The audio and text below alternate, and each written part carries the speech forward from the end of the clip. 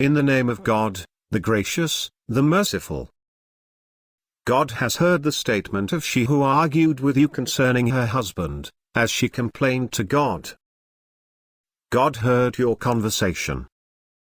God is hearing and seeing. Those of you who estrange their wives by equating them with their mothers, they are not their mothers. Their mothers are none else but those who gave birth to them. What they say is evil, and a blatant lie. But God is pardoning and forgiving. Those who estrange their wives by equating them with their mothers, then go back on what they said, must set free a slave before they may touch one another. To this you are exhorted, and God is well aware of what you do. But whoever cannot find the means must fast for 2 consecutive months before they may touch one another. And if he is unable, then the feeding of 60 needy people. This, in order that you affirm your faith in God and His messenger. These are the ordinances of God. The unbelievers will have a painful punishment. Those who oppose God and His messenger will be subdued, as those before them were subdued. We have revealed clear messages. The unbelievers will have a demeaning punishment. On the day when God resurrects them all, and informs them of what they did. God has kept count of it, but they have forgotten it. God is witness over everything. Do you not realize that God knows everything in the heavens and everything on earth? There is no secret counsel between 3, but He is their 4th. Nor between 5, but He is their 6th. Nor less than that, nor more, but He is with them wherever they may be. Then, on the day of resurrection, He will inform them of what they did. God has knowledge of everything. Have you noted those who were prohibited from conspiring secretly, but then reverted to what they were prohibited from? They conspire to commit sin, and aggression, and defiance of the messenger.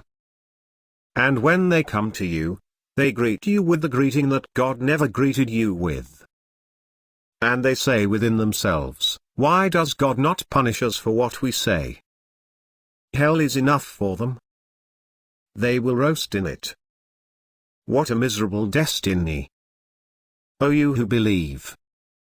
When you converse secretly, do not converse in sin, and aggression, and disobedience of the messenger.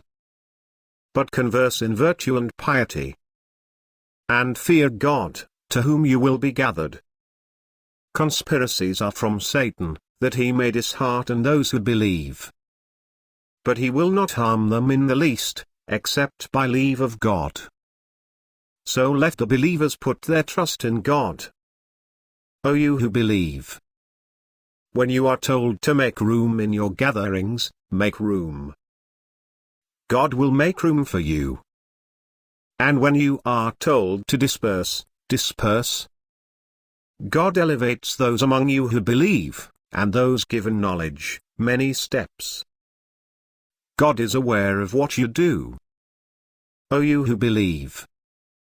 When you converse privately with the messenger, offer something in charity before your conversation. That is better for you, and purer. But if you do not find the means, God is forgiving and merciful. Are you reluctant to offer charity before your conversation? If you do not do so, and God pardons you, then perform the prayer, and give alms, and obey God and His messenger. God is aware of what you do. Have you considered those who befriended a people with whom God has become angry? They are not of you, nor of them.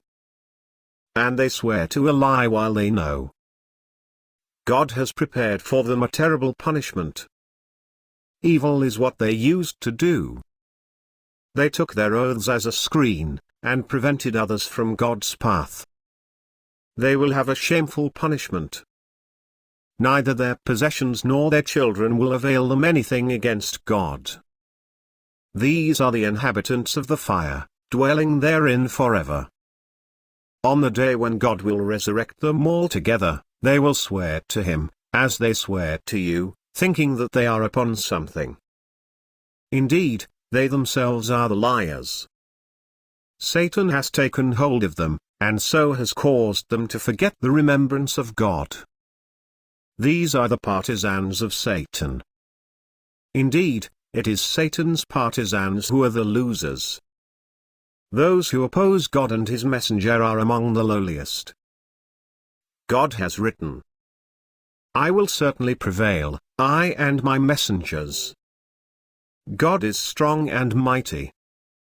You will not find a people who believe in God and the last day, loving those who oppose God and his messenger, even if they were their parents, or their children, or their siblings, or their close relatives. These, he has inscribed faith in their hearts, and has supported them with a spirit from him. And he will admit them into gardens beneath which rivers flow, wherein they will dwell forever. God is pleased with them, and they are pleased with him. These are the partisans of God.